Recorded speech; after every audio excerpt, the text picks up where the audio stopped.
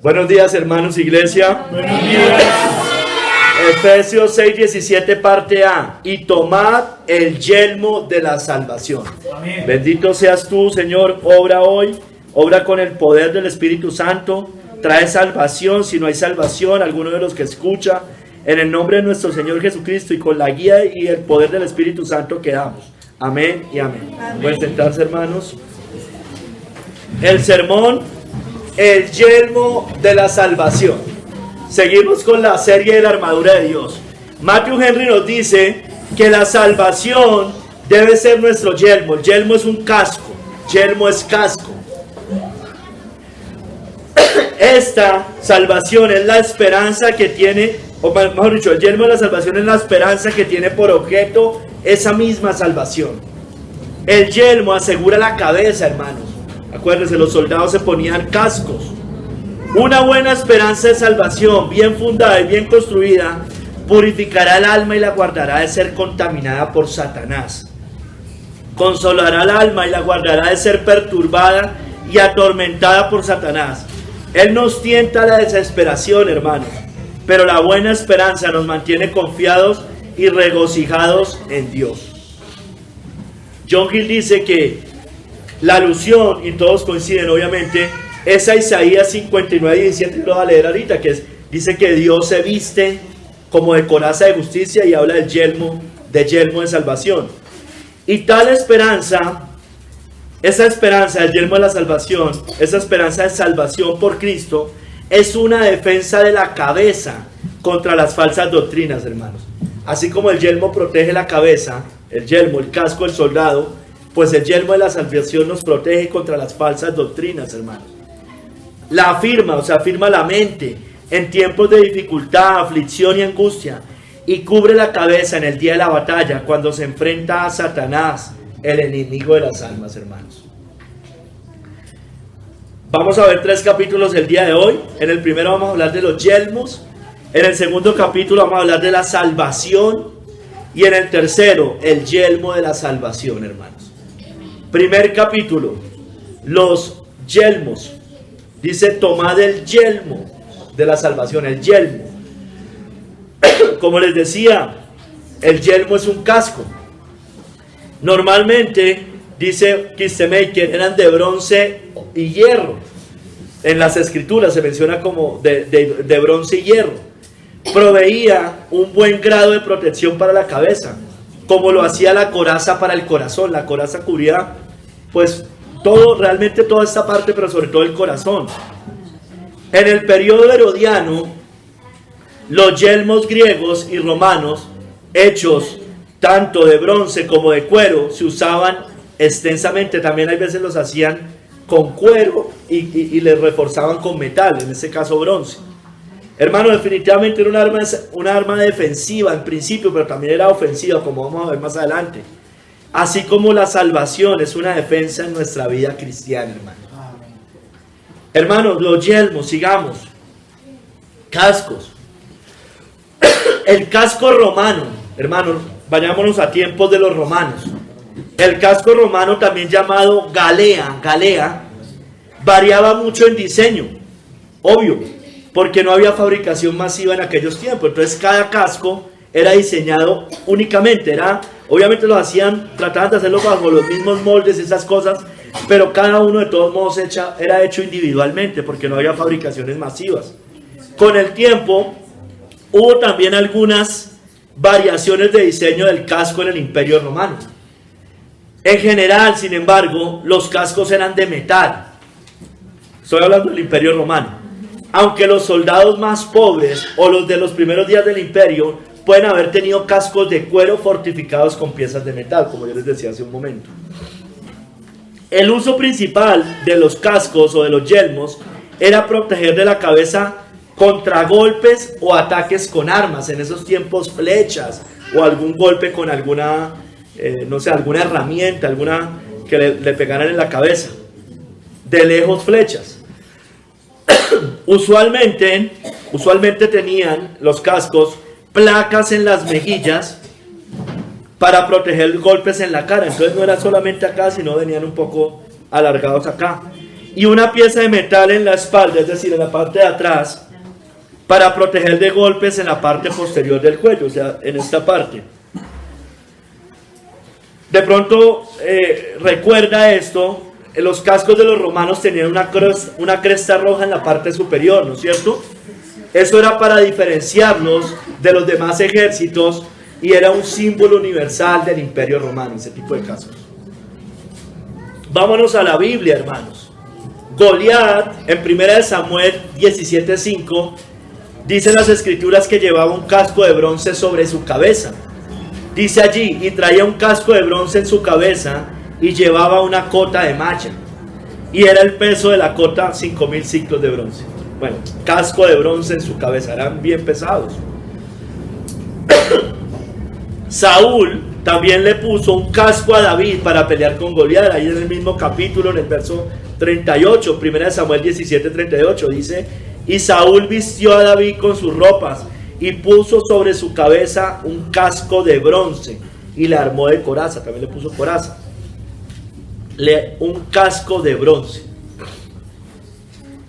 Usías, rey de Judá, dio a su ejército armas, entre ellas yelmos. También dio lanzas, arcos y otras cosas. Leo. Segunda de Crónicas 26:14 dice: y Usías preparó para todo el ejército escudos, lanza, yelmos, coseletes, arcos y hondas para tirar piedras. Entonces, hermanos, era un arma para la guerra, para la defensa principalmente. El casco, hermanos, por tanto, cubre la cabeza, o cubría la cabeza, o cubre la cabeza todavía. Los cascos de las motos cubren la cabeza. Todavía usan cascos los soldados cuando están en combate. Cubre la cabeza, hermanos. Hermanos, y eso simbólicamente o espiritualmente representando a la persona completa. Es decir, la cabeza representa a la persona completa. La cabeza simbólicamente en la Biblia tiende a significar a todo el ser humano, a toda la persona. Es la parte más esencial de la persona, ya les explico. En Génesis, o sea, me voy a adelantar un poquito, pero ya vuelvo acá. Me refiero a toda la cabeza, por eso ungían la cabeza. Ahí estaban ungiendo a toda la persona, no solo la cabeza, ¿no es cierto? Imponían manos, estaban para toda la persona. Pero vámonos a Génesis. En Génesis 3:15, Dios dijo que Cristo aplastaría la cabeza de Satanás. Dios, por medio de Cristo, apunta a la cabeza, porque tenía que destruirlo completamente. Con eso le daría un golpe mortal. Génesis 3:15 dice: y pondré enemistad entre ti y la mujer, entre tu simiente y la simiente suya. Esta te herirá la cabeza, y tú le herirás en el calcañar. Hermano, así como un golpe, un disparo en la cabeza es mortal, Cristo le dio un golpe en la cabeza a Satanás mortal. Por otro lado, hermano, las bendiciones también caerían sobre la cabeza, como hizo Jacob con José. Miremos, Génesis 49:26. Jacob está profetizando sobre sus hijos, dando bendiciones. Dice de José: las bendiciones de tu padre fueron mayores que las bendiciones de mis progenitores. Hasta el término de los collados eternos serán sobre la cabeza de José y sobre la frente del que fue apartado de entre sus hermanos. Entonces, la cabeza representaba completo. Si alguien quiere matar a una persona, normalmente le apunta o a la cabeza o al corazón. Miren lo que pasó ahorita en Estados Unidos. Apuntan a la cabeza, hermanos. Apuntan a la cabeza. Es un golpe certero y mortal. Aarón y sus hijos fueron ungidos con aceite en sus cabezas. Entonces aquí ya para ungir, para confirmarlos en el oficio sacerdotal. Éxodo 29:7. Y luego tomarás el aceite de la unción y lo derramarás sobre su cabeza y le ungirás. Entonces no era solo que ungiera la cabeza, estaba ungido la persona completa. Como la bendición no era solo sobre la cabeza, sino sobre la persona completa. Ungir la cabeza con aceite era también señal de protección divina. Salmo 23:5. Aderezas mesa delante de mí en presencia de mis angustiadores. Unges mi cabeza con aceite, mi copa está rebosando. También tiene que ver con protección divina. Mire, en sanaciones también la Biblia nos habla en el Nuevo Testamento. Santiago recomienda ungir con aceite la cabeza y orar por sanación, ¿no es cierto? Santiago 5:14 dice: ¿está alguno enfermo entre vosotros? Llame a los ancianos de la iglesia y oren por él, ungiéndole con aceite en el nombre del Señor. Era sobre la cabeza. Normalmente, Cristo puso sus manos sobre la cabeza de los niños para bendecirlos. En Mateo 19, 14, 15 dice: dejad a los niños venir a mí, está hablando Cristo, y no se lo impidáis, porque de los tales es el reino de los cielos. Y habiendo puesto sobre ellos las manos, se fue de allí. Los estaba bendiciendo con sus manos. En Hechos 6, 5, 6, cuando escogieron los primeros diáconos, hermanos, impusieron manos en señal de ordenación y aprobación. Leamos, en la parte B del 5 dice: y eligieron a Esteban, varón lleno de fe y del Espíritu Santo, a Felipe, a Prócoro, a Nicanor, a Timón, a Parmenas y a Nicolás, prosélito de Antioquía, a los cuales presentaron ante los apóstoles, quienes orando les impusieron las manos. En Hechos 13, del 2 al 3, cuando Pablo y Bernabé salen a su primer viaje misionero, les imponen manos en señal de bendición y buenos deseos, éxito en la obra. Dice: ministrando estos al Señor y ayunando, dijo el Espíritu Santo: apartadme a Bernabé y a Saulo para la obra a que los he llamado. Entonces, habiendo ayunado y orado, les impusieron las manos y los despidieron. O sea, es en señal de bendición y éxito. También en señal antes de ordenación, aprobación, de bendición, de muchas cosas. Timoteo, en 1 Timoteo 4:14, recibió el don por imposición de manos para ejercer su ministerio. Era un don, los comentaristas dicen que es un don para servir en el ministerio, específico para servir en el ministerio. No descuides el don que hay en ti, que te fue dado mediante profecía, con la imposición de las manos del presbiterio.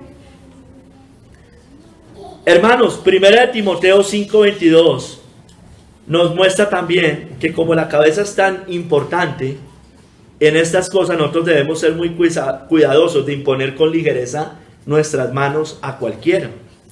Dice que no impongas con ligereza las manos a ninguno, ni participes en pecados ajenos. Consérvate puro. Entonces, hermanos, como les decía, esta cita es en alusión a Isaías 59:17, cuando dice que Dios se vistió con yelmo de salvación en su cabeza. De justicia se vistió como de una coraza, con yelmo de salvación en su cabeza. Tomó ropas de venganza por vestidura y se cubrió de celo como de manto sobre su cabeza, porque Él es la salvación misma. Él es el mismo Salvador, ¿no? Dios, el Padre, cuando envía a su Hijo, Cristo el Salvador, la segunda persona de la Trinidad. Hermanos, vamos al segundo capítulo. Ya entendiendo lo que es el yelmo, que sabemos que protege la cabeza porque acaban disparos mortales, ataques mortales van a la mente. Pero primero hablemos, o continuemos más bien, hablando y ahorita especificando qué es la salvación. Dice: tomad el yelmo de la salvación. Entonces aquí se refiere, dice John Hill, a Cristo mismo, que es el Salvador, dice la Biblia en muchos lugares. Vamos a ver ahorita. La versión árabe, por ejemplo, traduce no el yelmo de la salvación, sino el yelmo del Salvador. Del Salvador. Entonces puede ser Cristo mismo o la salvación misma, de la cual Él es el autor. Entonces son las dos cosas: es Cristo como el Salvador y Él es la salvación, y Él es el que nos da la salvación. Hermanos, pero para hablar de la salvación, nosotros no debemos cometer el error que hace la iglesia moderna. Yo debo primero hablar de condenación para entender qué es la salvación. La iglesia moderna le dice a la gente: predica tú, Dios te ama y tiene un plan maravilloso para tu vida. No le están hablando de la condenación. Y si hay salvación, hay condenación, hermanos. El hombre está condenado, hermanos, dice la Biblia. Nuestros primeros padres infringieron el mandato de Dios, quedando sin acceso al árbol de la vida. O sea, dice allá en Génesis 3:24 que echó pues fuera al hombre y puso al oriente del huerto de Edén querubines y una espada encendida que se revolvía por todos lados para guardar el camino del árbol de la vida. El hombre había pecado, es la caída. El hombre, por tanto, su acceso al árbol de la vida está cerrado, ¿no es cierto? Tiene que pasar algo, ¿no? Ya sabemos. Después vamos a hablar de la salvación. Esa es la condición del hombre. El hombre pecó y murió. Por eso nace muerto, hermanos. Porque la paga de pecado es la muerte. Pecaron, Romanos 6:23. Y desde allí todos nacimos muertos en pecados y delitos. Porque no, sin acceso al árbol de la vida. Destituidos de la gloria de Dios. A partir de allí y siempre, todos los hombres pecan desde que nacen. Usted sabe que la Biblia dice esto. Y por tanto están destituidos del Señor. Por cuanto todos pecaron y están destituidos de la gloria de Dios. Así como allá en Edén, Él los echó pues fuera, dice, para que no tuvieran acceso al árbol de la vida. Lo mismo, el hombre nace en esa condición y continúa pecando, hermanos. Por tanto sigue destituido de la gloria de Dios. Hermanos, el hombre nace en condenación. El hombre está descarriado, dice la Biblia, aún desde el vientre de su madre. Isaías 58:3 dice: se apartaron los impíos desde la matriz, se descarriaron hablando mentira desde que nacieron. Mire, aún en el vientre el hombre ya ha sido concebido, ya es pecador, hermano. Puede que no sea consciente. David dijo: en pecado me concibió mi madre. No está hablando ni siquiera del nacimiento, está hablando de la concepción. Hermanos, el hombre es culpable de violar toda la ley de Dios y eso lo hace culpable, estar descarriado, destituido de Dios. Santiago 10 dice que porque cualquiera que guardare toda la ley, pero ofendiera en un punto, se hace culpable de todos. Entonces el hombre es culpable, hermanos. La Biblia a nosotros nos da bendiciones al cristiano y normas de vida y conducta. Pero al impío, hermano, esta ley lo está acusando todo el tiempo. Le está diciendo que él es culpable porque él la infringe, aún desde el vientre de su madre, aún desde que nace, desde pequeño. Puede que no sea consciente, pero la está violando. Y ya cuando crece lo hace consciente. Este libro le dice al mundo que está destituido de la gloria de Dios. Hay condenación, hay juicio, es culpable. Hermanos, por tanto, hermanos, el hombre está condenado por la ley, bajo el juicio de Dios. Romanos 3:19 dice: pero sabemos que todo lo que la ley dice, lo dice a los que están bajo la ley, para que toda boca se cierre y todo el mundo quede bajo el juicio de Dios, hermano. Entonces el hombre no va a tener excusas, nunca las ha tenido, pero en el día del juicio menos. Le va a salir toda la película completa, que el hombre sabía lo que era bueno y lo que era malo, porque desde el Génesis fueron abiertos los ojos para conocer el bien y el mal. Entonces el hombre queda bajo el juicio de Dios, condenado porque ha violado los mandamientos de Dios, todas sus ordenanzas, en mayor o menor medida. De hecho, así solo la hubiera violado una vez y no existe ese hombre, no existe esa persona, pero aunque existiera una persona que solamente hubiera violado en un punto la ley, Santiago dice que ya se hizo culpable de toda la ley. Hermanos, el hombre está perdido, el hombre está desviado. Romanos 3:12, todos se desviaron, a unas se hicieron inútiles, no hay quien haga lo bueno, no hay ni siquiera uno, hermanos. El hombre nace así, ni siquiera uno. María no es una inmaculada, que no pecó, era una pecadora y necesitó gracia, necesitó salvación. Mi espíritu se regocija en Dios, mi Salvador. Hermanos, el hombre, por tanto, sin Cristo, el hombre inconverso, el hombre no regenerado, va por caminos desventurados. Romanos 3:16-17, quebranto y desventura hay en sus caminos y no conocieron camino de paz. Está condenado el hombre. El hombre no se hace merecedor a la condena. El hombre nace condenado. Ya lo vamos a ver más adelantico. Hermanos, el hombre inconverso es esclavo del pecado.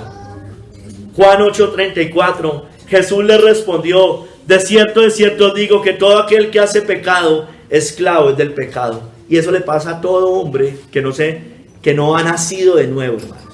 Es un esclavo del pecado. Unos en mayor o menor grado. Unos serán unos borrachos, ladrones, adúlteros. Otros serán idólatras. Otros serán orgullosos, vanagloriosos, viviendo para su yo. Otros es la mezcla de todos. Hermanos, el hombre no regenerado no solo es esclavo del pecado. Él no puede hacer lo bueno, hermanos.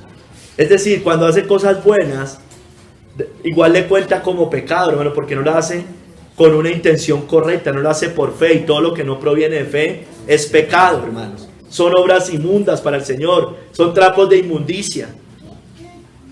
Hermanos, el hombre no regenerado no solo es esclavo del pecado, les decía, él es esclavo del diablo, hermanos.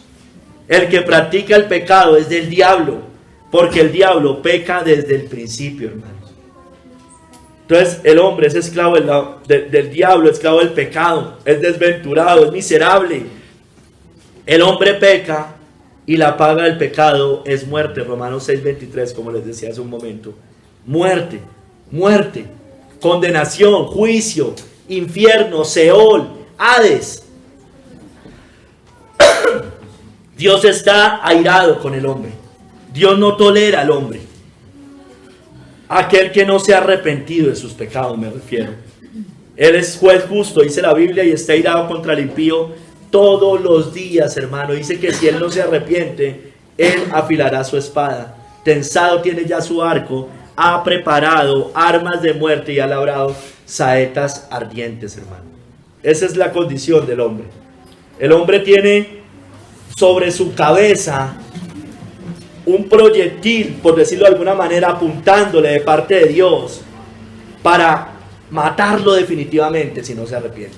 Esa es la realidad, esa es la condición. Dios tiene tensado ya su arco. Simplemente está teniendo misericordia hasta que se arrepienta. Y si el hombre no se arrepiente, si el hombre sigue así en sus propios caminos, sea el que sea, fuera de Cristo, así no sea tan malo, sea un buen padre, un buen hijo, un buen moralista, un buen religioso, si sigue así, su fin será la muerte, será el infierno, porque hay caminos que al hombre le parecen derechos, pero su fin es camino de muerte, hermanos. El hombre, hermanos, no solo está en esa condición. El hombre no solamente es culpable de hacerlo, el hombre se goza en hacerlo. Le gusta hacerlo, le gustan las tinieblas. Por tanto, el hombre no solo está condenado, él ama las tinieblas y rechaza la luz. Y esta es la condenación, hermanos, que la luz vino al mundo. Mire, y los hombres amaron más las tinieblas que la luz, porque sus obras sean malas. No es que él esté muy triste allá en su pecado. Él tiene aflicciones como todas las tenemos, pero él se deleita en esos pecados. Él ama las tinieblas. Hermanos, el hombre en su mayoría va camino al infierno, hermanos, siguiendo la mentira, siguiendo el engaño, la falsa religión. Proverbios 7, 26, 27, porque a muchos ha hecho caer heridos, y aún los más fuertes han sido muertos por ella, por la falsa religión, por la ramera. Camino al Seol es su casa, que conduce a las cámaras de la muerte. Esa gran Babilonia, hermanos, recoge a todas las falsas religiones, según las escrituras. Hay una madre, que es el papado con su ramera iglesia, pero de ahí vienen varias hijas. No solo está el catolicismo romano en la cabeza, está toda falsa religión, el islam, el judaísmo, la nueva era, el falso cristianismo, aún las filosofías humanas, el ateísmo, el humanismo, toda superstición. Y aún, hermano, escúcheme bien, el satanismo y la brujería hacen parte de ella. Porque vaya usted a saber si no, allá en las cámaras del Vaticano, cuántas inmundicias de esta no harán. Entonces esa gran Babilonia a muchos ha hecho caer muertos. Sus caminos conducen a las cámaras de la muerte, hermanos. Y esa es la religión mundial que se forma, hermanos. Una parte ecuménica en el cristianismo, pero delante a ella llegando muchas más. Hermanos, el hombre se pierde. Y el hombre no será salvo si sigue la mentira, si sigue rechazando la verdad, si sigue a esa Babilonia y a quien la dirige, al inicuo cuyo advenimiento es por obra de Satanás, con gran poder y señales y prodigios mentirosos, y con todo engaño e iniquidad para los que se pierden, por cuanto no recibieron el amor de la verdad para ser salvos, hermanos. Hermanos, pero usted y yo debemos entender y debemos siempre meditar en que esa era nuestra condición, porque usted y yo nacimos condenados rumbo a la muerte eterna. Romanos 6, 20, 21, porque cuando erais esclavos del pecado, erais libres acerca de la justicia. Pero ¿qué fruto teníais de aquellas cosas de las cuales ahora os avergonzáis? Porque el fin de ellas es muerte, hermanos, condena, infierno, ira eterna de Dios. Ese era nuestro fin en aquel momento. Sin embargo, hermanos, Dios tuvo misericordia con nosotros y nos salvó. Hermanos, sin embargo, antes de hablar de la salvación, el hombre, hablando del hombre, este hombre no regenerado, que está en condenación, busca salvadores humanos, ¿no es cierto? El hombre busca gobernantes, reyes, príncipes, caudillos, y la Biblia dice que no hay en él salvación. No confíes en príncipe ni en hijo de hombre, porque no hay en él salvación. El hombre no me va a liberar de la ira de Dios. Me podrá proteger del malhechor, pero porque Dios además le ha delegado eso. Pero no me va a librar de la ira de Dios. Por eso no confíes en príncipe ni en hijo de hombre, porque no hay en ellos salvación. En Dios es que hay salvación eterna. Amén. El hombre también busca salvación por medio de sus méritos humanos, por medio de sus obras, de ritos, ceremonias, de religiones, de su moralidad, hermanos. Pero nada de estas cosas la puede hallar. Hermanos, la Biblia también nos muestra, ya hablando de la salvación, que en el Antiguo Testamento hubo hombres libertadores del pueblo de Dios, ¿no es cierto? Libertadores del pueblo de Dios. Estos hombres eran tipología de Cristo el Salvador. Moisés fue un libertador, un salvador de los israelitas del yugo de Faraón en Egipto, ¿no es cierto? Los jueces, los que levantó el Señor, después, cuando entran a la tierra prometida, son salvadores o libertadores de los enemigos que tenían alrededor los israelitas. Sansón también es conocido como un libertador del pueblo de Dios, especialmente de los filisteos, del pueblo de Dios de los filisteos. Josué, que su nombre tiene que ver con Jesús, era un libertador. Él introdujo a los israelitas del desierto a la tierra prometida, los liberó del desierto, hermanos, y de todos los enemigos, porque despojó a todos los enemigos, es decir, él al mando. David también es un libertador, libertó al pueblo inicialmente con Goliat, cuando pelea con Goliat, ya leímos la cita, y también de los filisteos y de otros enemigos. Todos ellos, hermanos, son tipología de Cristo, el Salvador, hermanos. Hermanos, Dios anunció salvación a su pueblo desde el Antiguo Testamento.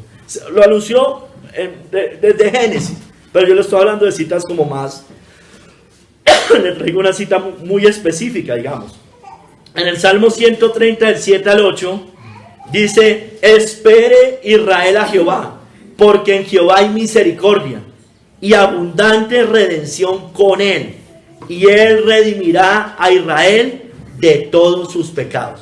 Ahí no está hablando de una liberación de los enemigos, está hablando de una salvación del alma, porque dice: redimirá a Israel de todos sus pecados, hermano. Al Israel de Dios, al pueblo de Dios. Dios anunció en Zacarías 9:9 que enviaría a un Salvador, hermanos. Alégrate mucho, hija de Sión, da voces de júbilo, hija de Jerusalén. He aquí tu rey vendrá a ti, justo y salvador, humilde y cabalgando sobre un asno, sobre un pollino, hijo de asno. Usted sabe que eso se cumple cuando entra a Jerusalén, cuando viene a la tierra. Hermanos, dijo que anunciaría un Salvador, pero Él mismo vendría a salvarnos. Él mismo vendría a salvarnos. Isaías 35:4, porque Cristo es Dios, ¿no? El verbo se hizo carne. Decid a los del corazón apocado, eso está en Isaías 35:4. Decid a los de corazón apocado, esforzados, no temáis. He aquí que vuestro Dios viene con retribución, con pago. Dios mismo vendrá y os salvará. Es una profecía de Emmanuel, Dios con nosotros, hermanos. Por eso dice en Isaías 7:14, por tanto el Señor mismo os dará señal. He aquí la Virgen concebirá y dará a luz un hijo y llamará su nombre Emmanuel. En Mateo 1:23 dice que traducido es Dios con nosotros. Esto muestra que Cristo era Dios, hermanos. Dios con nosotros. Él mismo vendría y nos salvaría, hermanos. La Biblia también nos dice en el Antiguo, están Hechos, pero eso es tomado del Antiguo, que sería de la descendencia de David. Hechos 13:23. De la descendencia de este, y conforme a la promesa, Dios levantó a Jesús por Salvador a Israel. Tenía que venir del linaje de David, hermanos. Hermanos, Él vendría, ese Salvador, hermanos, a salvar a su pueblo de sus pecados. Mateo 1:21. Y dará a luz un hijo y llamará su nombre Jesús, porque Él salvará a su pueblo de sus pecados. El nombre Jesús, hermano, significa Jehová es salvación, o Jehová es nuestro Salvador, o Dios nos ha salvado, hermanos. Su nombre significa eso, hermanos. Su nombre es salvación. Hermanos, todo eso fue anunciado. El Salvador, por tanto, vino y nació, porque Dios no es hombre para que mienta. Lucas 2:10-11 dice, el ángel les dijo, no temáis, porque aquí os doy nuevas de gran gozo, que será para todo el pueblo, que os ha nacido hoy en la ciudad de David un Salvador, que es Cristo el Señor. Entonces se cumplen, hermanos, porque Dios, sus promesas son sí, amén en Cristo, hermanos. Hermanos, ya bebé, bueno, un poquito ya más grandecito, bebé, sí, todavía bebé, días después, meses después, nos muestra, días después, en Lucas 2:29-32, que Simeón vio esa salvación, cargó la salvación. Ahora, Señor, despides a tu siervo en paz, conforme a tu palabra, porque han visto mis ojos tu salvación, la cual has preparado en presencia de todos los pueblos, luz para revelación a los gentiles y gloria de tu pueblo Israel. Simeón cargó al Salvador, hermanos. Qué gran privilegio, ¿no? Lo cargó y dijo, ya puedo morir en paz. Ya, mis ojos ya vieron la salvación. Yo la estábamos esperando todos. Todas las profecías de nuestros padres. Hermanos, los samaritanos, Juan 4:42 nos muestra que reconocieron al Salvador del mundo. Juan 4:42 dice, decían a la mujer, está hablando de los samaritanos, ya no creemos solo por tu dicho, porque nosotros mismos hemos oído y sabemos que verdaderamente este es el Salvador del mundo, el Cristo, hermanos. Él es el Salvador de esta humanidad caída, hermano. Sabemos que eso no quiere decir que Él va a salvar a todos y cada uno de la raza humana, pero sí salva a la raza humana, porque no se termina extinguiendo la raza humana finalmente. Hermanos, los samaritanos reconocieron al Salvador del mundo. La salvación también llegó a la casa de Zaqueo. Lucas 19:9, Jesús le dijo, hoy ha venido la salvación a esta casa, por cuanto él también es hijo de Abraham. Hermanos, Todas estas cosas que sucedieron en los evangelios contados, las historias, los que caminaron con Jesús, los discípulos, por tanto, testificaron que el Padre envió al Salvador del mundo. Primera de Juan 4:14. Y nosotros hemos visto y testificamos que el Padre ha enviado al Hijo, el Salvador del mundo. Hay un solo Salvador, hermano. No hay muchos salvadores. Las obras, nosotros mismos no somos nuestros propios salvadores. María no es una salvadora. María no es una corredentora. Los dioses de las naciones no salvan. Solo Cristo puede salvar. El Salvador. Entonces, hermanos, como estábamos condenados, como estábamos bajo la ira de Dios y el hombre nace así todo, Él viene a buscar y a salvar lo que se le había perdido, es decir, a todos los condenados, a todo su pueblo condenado en ese momento, porque el Hijo del Hombre vino a buscar y a salvar lo que se había perdido, buscar y salvar lo que se había perdido. Hermanos, Él vino a salvar a los que estábamos en muerte, en tinieblas. El pueblo asentado en tinieblas vio gran luz, y a los asentados en región de sombra de muerte, luz les resplandeció. Estábamos condenados, hermanos. Estábamos perdidos, y Cristo vino a salvar a los pecadores perdidos. Palabra fiel y digna de ser recibida por todos, que Cristo Jesús vino al mundo para salvar a los pecadores, de los cuales yo soy el primero, está diciendo Pablo. Hermanos, el Dios vino a salvar el mundo. Según la Biblia, Él no vino a condenar el mundo. Él vino a salvar el mundo porque el mundo ya estaba condenado, hermanos. Juan 3, 17 y 18. Porque no envió Dios a su Hijo al mundo para condenar al mundo, sino para que el mundo sea salvo por Él. El que en Él cree no es condenado, pero el que no cree ya ha sido condenado, porque no ha creído en el nombre del unigénito Hijo de Dios. Hermanos, Dios nos libró de la potestad de las tinieblas, hermanos, de ese yugo de las tinieblas, de ese Egipto, de ese reino del faraón, que es el diablo, representado por el diablo. Nos libró de toda esa potestad. Colosenses 1, 13, 14 dice: el cual nos ha librado de la potestad de las tinieblas y trasladado al reino de su amado Hijo, en quien tenemos redención por su sangre, el perdón de los pecados. Nos compró de ese mercado de esclavos, hermanos. Recuerdan, nos compra, nos saca y nos traslada al reino de su amado Hijo y nos preserva hasta la gloria eterna, hermanos. Él es un Salvador, Él es el único Salvador, perdón, no es un Salvador, Él es el Salvador. Mire, hermanos, Isaías 49, si quiere vaya ya, 24 al 26, es un poquito larga, por eso lo hago yo. Nos muestra que el Señor nos salvó del yugo del gran tirano, hermanos, el yugo del diablo, a propósito de los tiranos de hoy. Isaías 49, 24, 26.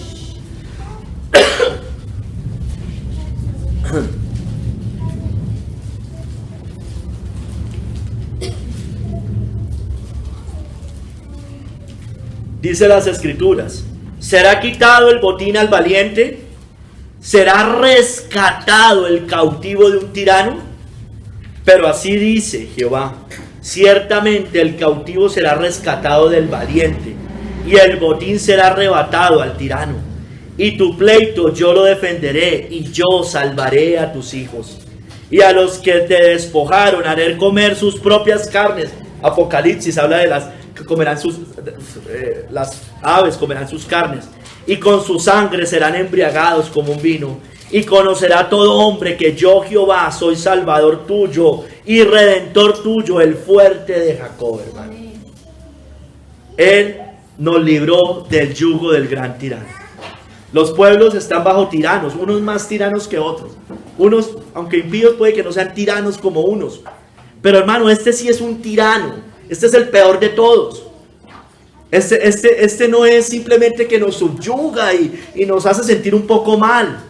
No, hermanos, este nos tiene enlazados. Dice que en el lazo del diablo están las personas que nos han entregado a Cristo. Y el Señor nos libró de ese yugo, nos libró del hombre fuerte, dice la Biblia en el Nuevo Testamento, porque Él vino, Cristo, a deshacer las obras del diablo. Primera de Juan 3, 8b, para esto apareció el Hijo de Dios, para deshacer las obras del diablo. Nos desata del yugo del diablo, del hombre fuerte, hermanos. Hermanos, Cristo nos libera. Hemos dicho ahorita último que nos libera de la potestad de las tinieblas. Nos libra del yugo del tirano, de Satanás. Y Él también nos libera, nos salva del mundo, hermanos. Porque Cristo vino a salvarnos de la esclavitud de este presente siglo malo. Gálatas 1:4 dice, el cual se dio a sí mismo por nuestros pecados, para librarnos del presente siglo malo, conforme a la voluntad de nuestro Dios y Padre. ¿Por qué, hermanos? Porque nosotros ya no vivimos conforme camina este mundo, bajo sus modas, su sistema. Nosotros hemos sido liberados de eso, hermanos. Hemos salido del mundo. Aunque estamos acá, hemos salido en el corazón y en la mente de este mundo. Hermanos, Él vino a salvarnos de este mundo, pero también vino a salvarnos del pecado, a libertarnos del pecado para que pudiéramos servir a Dios y a la justicia.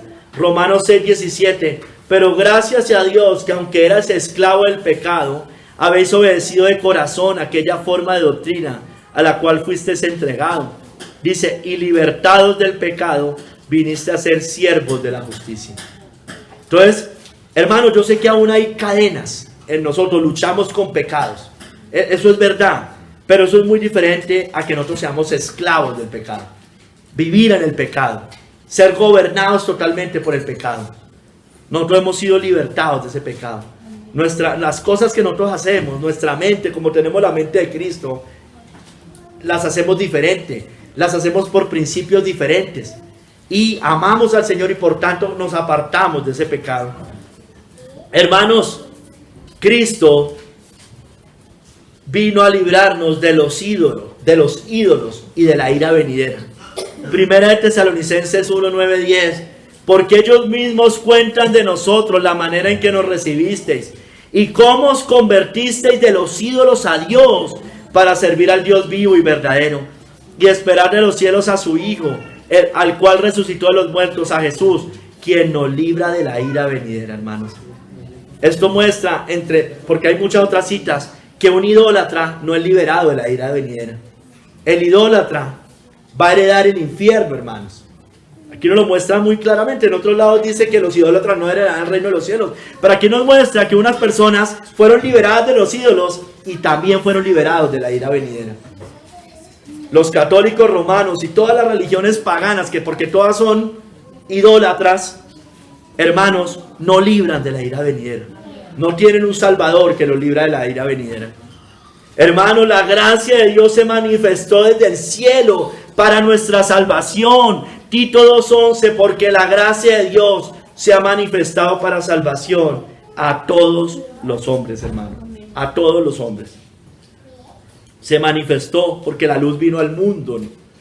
Hermanos, Cristo vino a salvar a su iglesia. Vino a buscar y a salvar lo que se le había perdido, dice la Biblia. Pero en Efesios 5:23 dice, porque el marido es cabeza de la mujer, así como Cristo es cabeza de la iglesia, la cual es su cuerpo y Él es su salvador. Él solo salva a su iglesia, hermanos. Solo puede salvar a los que son parte de su iglesia, hermanos.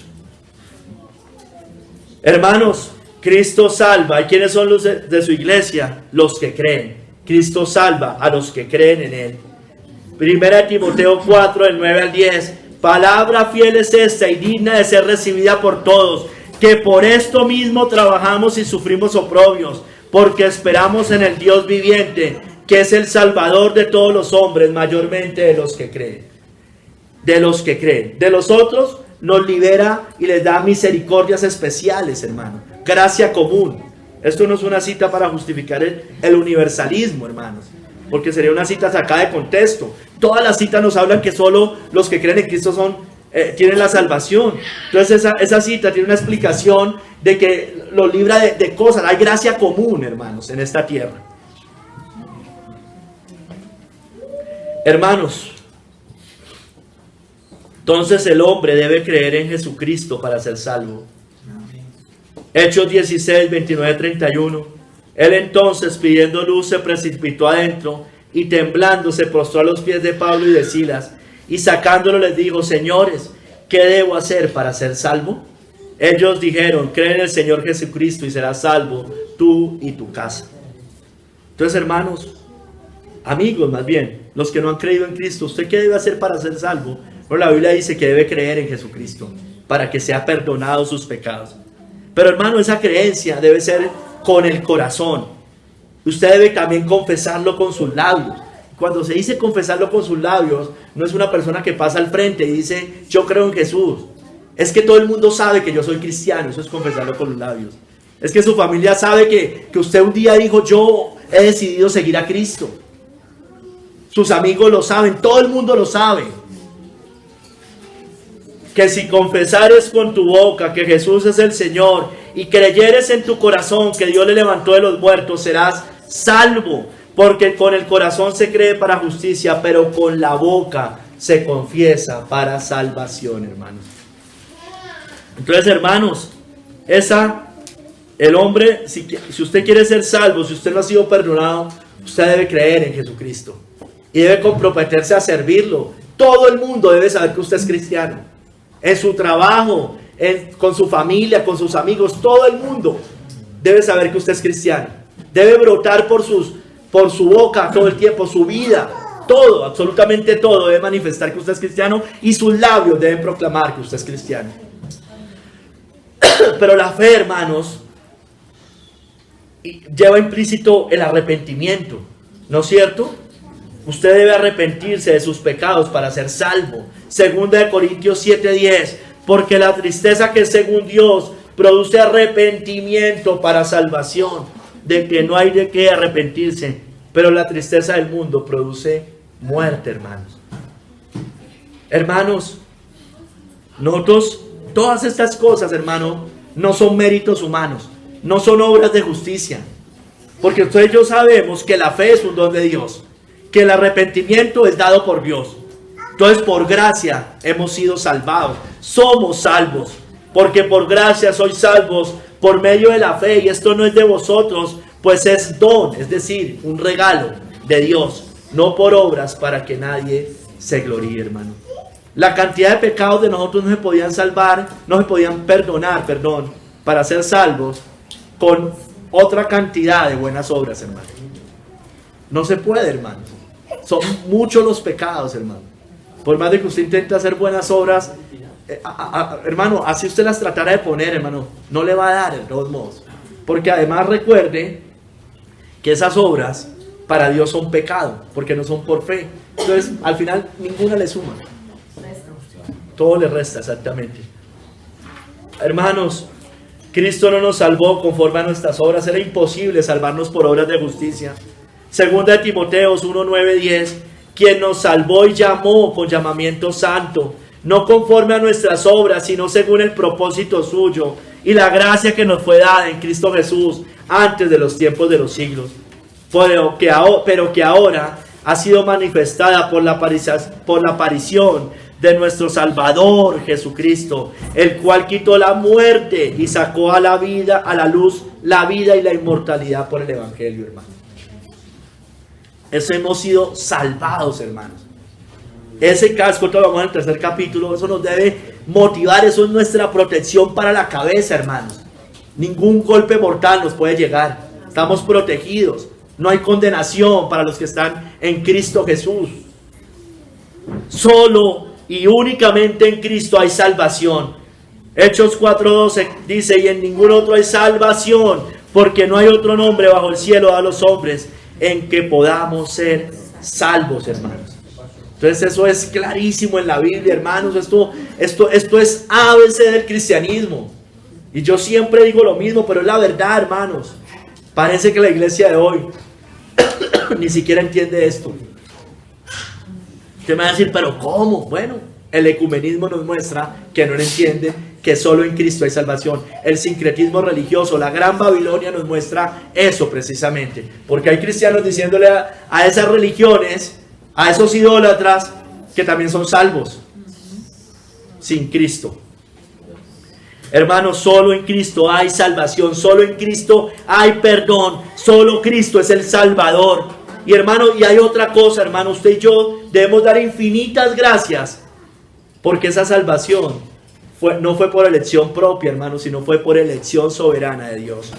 Segunda de Tesalonicenses 2:13, pero nosotros debemos dar siempre gracias a Dios respecto a vosotros, hermanos amados por el Señor. Mire, de que Dios os haya escogido desde el principio para salvación, mediante la santificación por el Espíritu y la fe en la verdad. Entonces, alegrémonos. Como le dijo el Señor, alégrate, oh hija de Jerusalén. Alégrate, da voces de júbilo, porque tu Rey ha venido, Salvador y justo.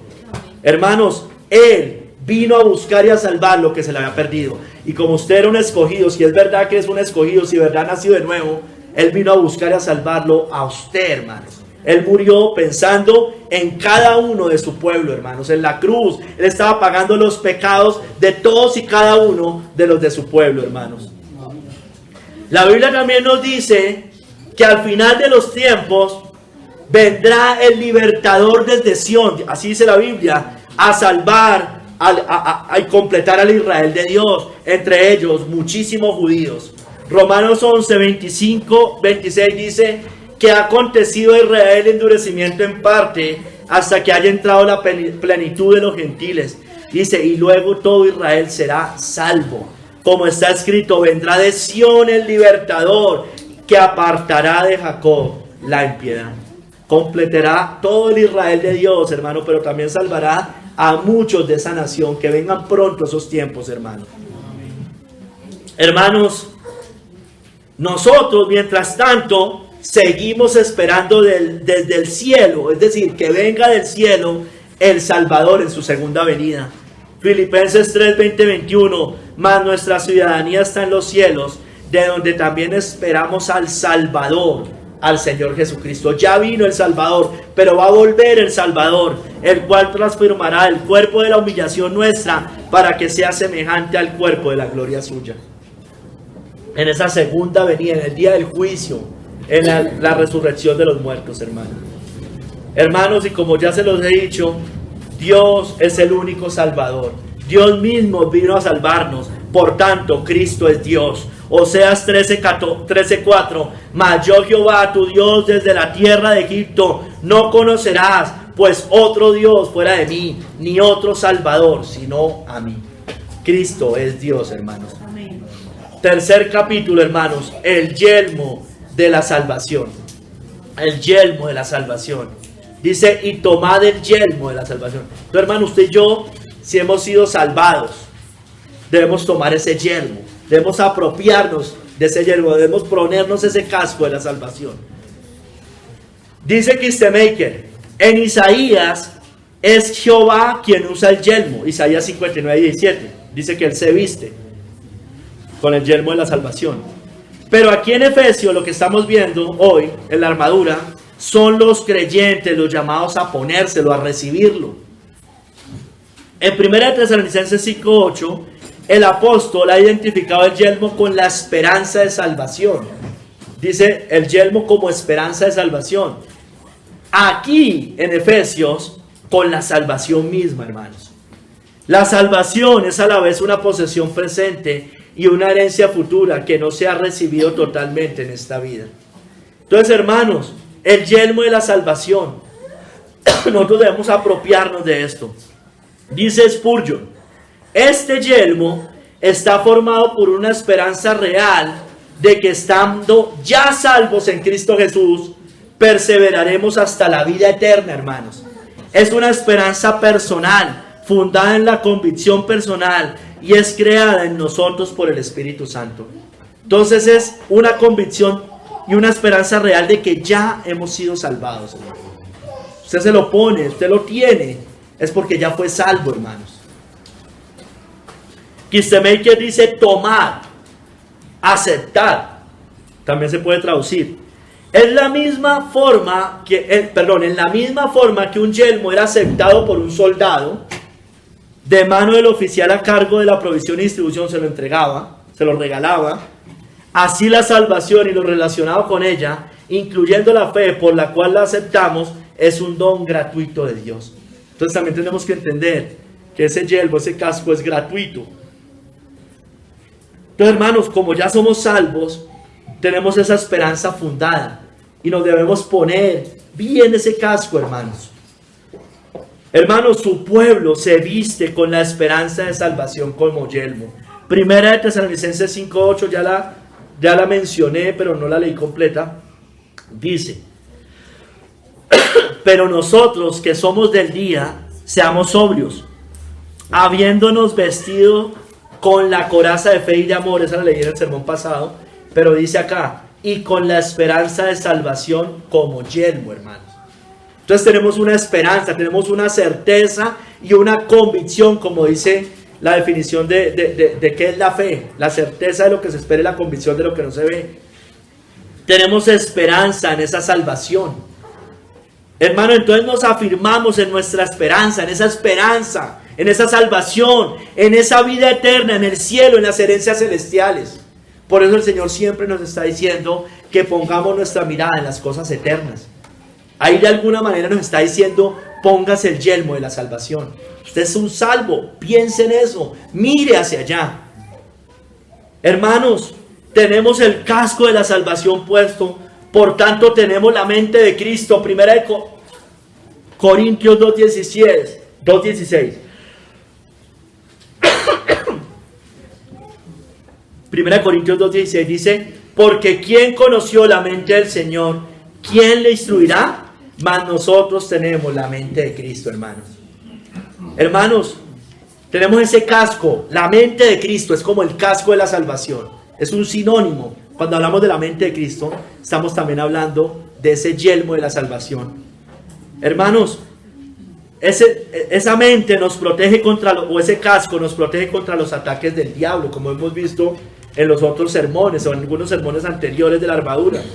Contra las dudas, hermanos, contra las mentiras de Satanás, de los falsos maestros, las herejías, las blasfemias del mundo, las blasfemias de los falsos creyentes, de los falsos maestros. Nos protege contra los ataques de Satanás cuando viene desánimo, también dudas, tentaciones al pecado, hermanos, amor al mundo, tentaciones con el mundo, la feria de las vanidades.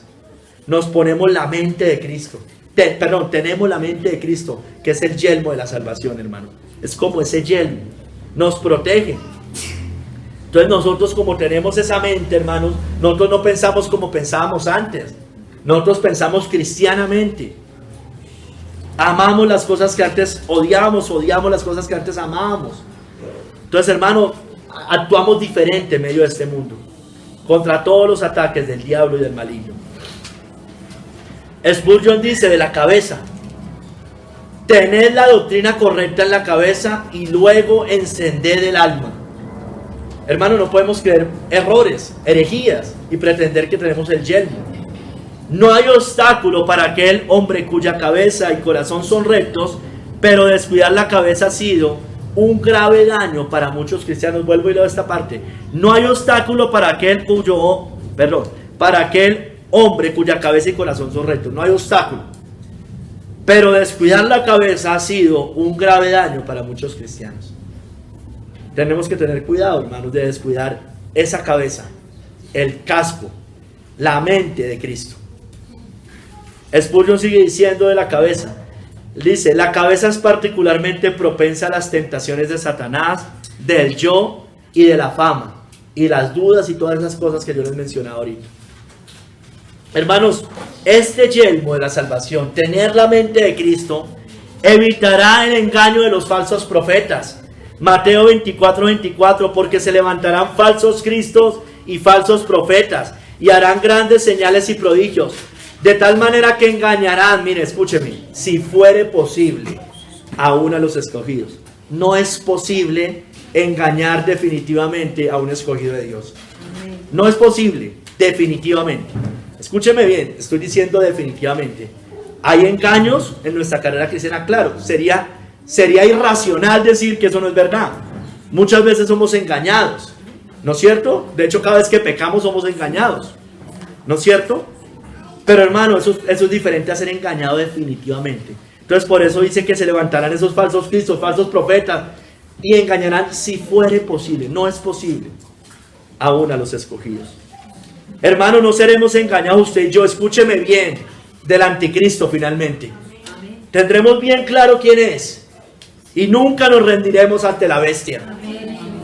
Tampoco a la ramera, no nos dejaremos seducir por las seducciones de la ramera. No nos dejaremos seducir por los falsos profetas y apóstoles de la prosperidad de hoy, porque eso es un falso evangelio. No nos dejaremos seducir ni engañar por la religión formalista y muerta que hay hoy, sobre todo en la Reforma, con apariencia de piedad, pero que niegan la eficacia de la piedad. No seremos engañados, hermano. Podremos ser engañados temporalmente, caer en un hoyo temporalmente, pero no definitivamente, hermanos. No estaremos en el hoyo profundo, hermanos. Hermanos, los impíos y falsos creyentes al final serán engañados. Los falsos creyentes, los impíos por supuesto ya están engañados, pero los entendidos, los salvos no serán engañados. Los que llevan el casco de la salvación no serán engañados. Daniel 12:10. Muchos serán limpios y emblanquecidos y purificados. Los impíos procederán impíamente y ninguno de los impíos entenderá. No van a entender, pero los entendidos comprenderán. Usted sabe que Daniel 12 se refiere sobre todo al final de los tiempos, hermanos. Dice que cuando se levantará Miguel, está hablando de esa gran persecución al final.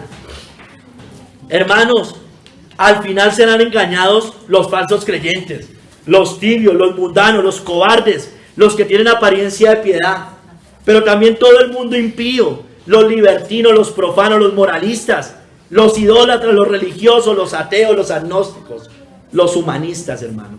Todos ellos van a seguir siendo engañados. Ellos, dice, los impíos procederán impíamente y ninguno de los impíos entenderá. Seguirán procediendo impíamente, hermanos. Leíamos arriba que la gracia de Dios se manifestó para salvación a todos los hombres, en Tito 2:11. Hermanos, pero esa salvación, esa gracia que se manifestó para salvación nos enseña a vivir en santidad, esperando a Cristo, hermanos, porque estamos esperándolo.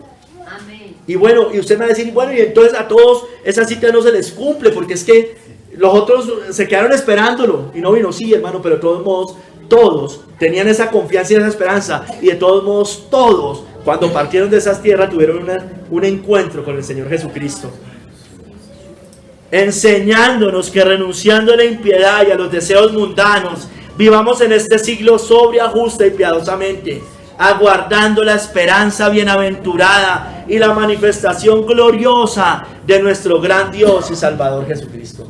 Sigámosla esperando, hermano. Sigámosla, entre comillas, apurando. Ven pronto, Señor Jesús, ven pronto. Vivamos santa, justa y piadosamente, como dice ahí, hermanos. No hagamos como dice en Mateo 24, creo que dice que se cansan de esperar al Señor y se va a tomar y a beber con los borrachos, a golpear a sus consiervos. No, hermanos, sigamos viviendo pacientemente, santa, justa, piadosamente, es decir, en santidad, en pureza, apartados del mundo, en obediencia, en justicia, hermanos, conforme a las Escrituras. Hermanos, Cristo nos redimió de todo ese pecado, de todas las iniquidades, para que usted y yo camináramos santa, justa y piadosamente, para buenas obras, como dice la Biblia. Tito 2:14, quien se dio a sí mismo por nosotros, mire, para redimirnos, para salvarnos de toda iniquidad y purificar para sí un pueblo propio, celoso de buenas obras. Entonces, las buenas obras son esa obediencia a los mandamientos de Dios, hermanos. Hermanos, usted y yo, escúcheme bien, porque aunque creemos en la total soberanía de Dios, en la elección soberana, en la gracia de Dios, usted y yo debemos ocuparnos en nuestra salvación. Ocúpese en su salvación. Póngase ese yelmo de la salvación. Ocupaos en vuestra salvación con temor y temblor, porque Dios es el que en vosotros produce así el querer como el hacer por su buena voluntad. Entonces no es que usted es salvo y se quedó dormido. Y yo soy salvo, finalmente soy un elegido de Dios. Y ninguno se va a condenar. Y no hay condenación para los que están en Cristo Jesús. Mentiras del diablo. Eso es una falsedad. Eso es una herejía completa, hermanos. Usted debe perseverar, usted debe orar, debe clamar, debe luchar. Debemos purificarnos todos los días, limpiarnos del pecado, arrepentirnos diariamente, pedir perdón. Todos los días, hermano, debemos perfeccionarnos. Todo aquel que tiene esta esperanza en Él, dice la Biblia, se purifica a sí mismo, así como Él es puro, hermanos. Nosotros no podemos creer falsamente, hermano, un falso evangelio. Eso es un falso evangelio. Eso no es una doctrina conforme a la piedad. Hermanos, usted y yo debemos ocuparnos de nuestra salvación. Y usted y yo no debemos descuidar esta salvación tan grande, hermanos. No la descuidemos. Hebreos 2, del 2 al 4. Porque si la palabra dicha por medio de los ángeles fue firme, y toda transgresión y desobediencia recibió justa retribución, ¿cómo escaparemos nosotros si descuidamos una salvación tan grande, la cual, habiendo sido anunciada primeramente por el Señor, nos fue confirmada por los que oyeron, hermanos? Entonces, hermanos, es cierto, hermano, por las Escrituras, que usted y yo estamos seguros de nuestra salvación. Eso lo dice la Biblia, ¿no es cierto? El Espíritu testifica a nuestro espíritu que somos hijos de Dios. Pero a la vez, hermanos, es igualmente cierto que debemos perseverar en ella. Debemos cuidarla, hermano, la salvación. Sí, hermano, así me digan a mí, por allá salga alguien en un video diciendo que soy un arminiano. No, hermano, usted debe cuidarla como un tesoro, hermanos. Usted debe aferrarse a ella, hermanos. Y eso no es herejía, eso no es arminianismo. Eso lo enseñaron todos los puritanos, calvinistas como nosotros. Debe aferrarse, cuidarla, hermanos. Cuidarla para que no se le vaya a ir, hermano. Así, hermano, piense así, a la vez esté seguro, hermanos. Las dos cosas son ciertas. No nos jactemos, hermanos, no nos jactemos equivocadamente de la salvación, pues el juicio será mayor si resultamos reprobados, hermanos. Pablo dijo, se me fue la que dijo Pablo. Dice, yo de esta manera corro, no como a la aventura, corro, golpeo mi cuerpo y lo pongo a servidumbre. No sea que después de haber hablado a otros y heraldo para otros, yo mismo venga a ser eliminado, hermanos. Esa es la cosa en nuestra mente que debemos tener siempre. Y a la vez, estar seguros y confiados y descansar que hemos sido perdonados de nuestros pecados y esperamos al Señor y Salvador Jesucristo, hermanos. Hermanos,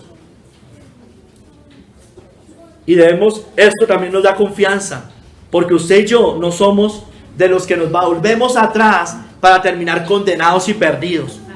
Hebreos 10:39. Pero nosotros no somos de los que retroceden para perdición, sino de los que tienen fe para preservación del alma. La perseverancia de los santos, hermanos.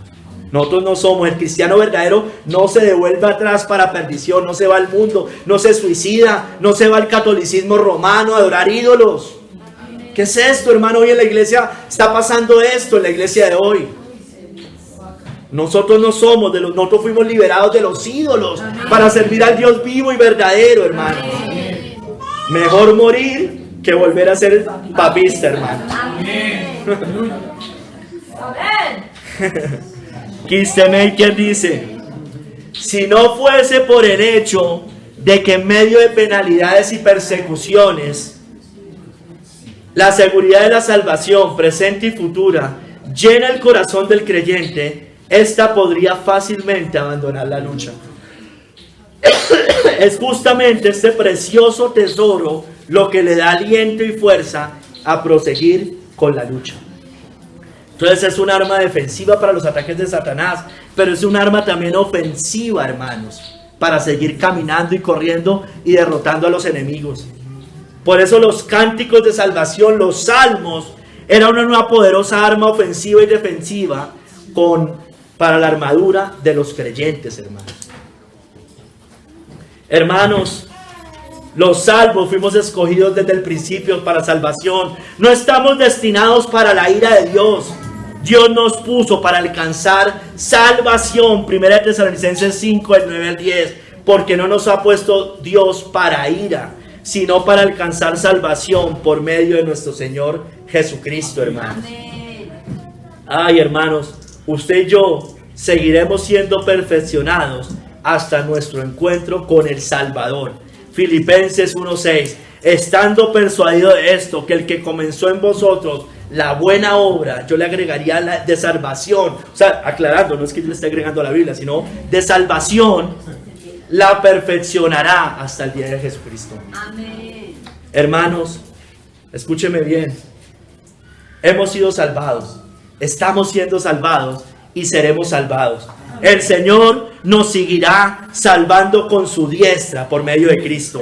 Salmos 138:8. Si anduviere yo en medio de la angustia, tú me vivificarás. Contra la ira de mis enemigos extenderás tu mano y me salvará tu diestra. Jehová cumplirá su propósito en mí. Tu misericordia, oh Jehová, es para siempre. No desampares la obra de tus manos, y no la va a desamparar, hermano, porque Él dice que vino a salvar y a buscar y salvar lo que se le ha perdido. Dice que ninguno de nosotros será arrebatado de la mano del Señor. Pero igual, hermanos, cuide esa salvación, persevere en esa salvación. Con temor y temblor cuide esa salvación, hermanos. Las dos cosas son bíblicas, hermano, y las dos cosas no se contradicen. Son la verdad, hermano, son por las Escrituras. Muchos yerran por irse equivocadamente distorsionando una cosa o la otra, hermanos. Las dos cosas están en la Biblia, las dos cosas son ciertas, hermano. Y así creyeron nuestros antepasados, hermano. Hombres de Dios, reformadores, prereformadores, puritanos, valdenses, todos creyeron estas mismas doctrinas, hermano. Entonces, aférrese, esto no es una revelación de Marco, de Javier. Esto no es una nueva revelación, esta es la verdad. Eso usted lo puede ver en libros, abundantes libros, hermanos. Persevere en esa salvación. Cuide esa salvación. Y además esté seguro de su salvación. Iglesia, tomad el yelmo de la salvación. Bendito seas tú, Señor. Obra en nosotros. Obra en cada uno de nosotros. Bendícenos, Señor. Síguenos bendiciendo. Tú nos has salvado. Tú nos estás salvando. Tú nos salvarás, Señor. Bendito seas tú. Con tu diestra tú cumplirás en nosotros tu propósito. Tú comenzaste una buena obra y la perfeccionarás hasta el día de Jesucristo, hasta el día de nuestro encuentro con el Salvador. Gloria a ti, Señor. Gloria a Dios en las alturas, porque os ha nacido, vino un Salvador al mundo. Gloria a ti. Vino a salvarnos. Emanuel, Dios con nosotros. Vino a perdonarnos, a salvar a los que estábamos condenados bajo la ira divina, justamente, Señor, por nuestros pecados. Gloria a ti, obra en nosotros, Señor, obra en nosotros, por favor. Quítanos esta incredulidad que muchas veces hay. Obra en nosotros, bendícenos en el nombre de nuestro Señor y Salvador Jesucristo. Amén.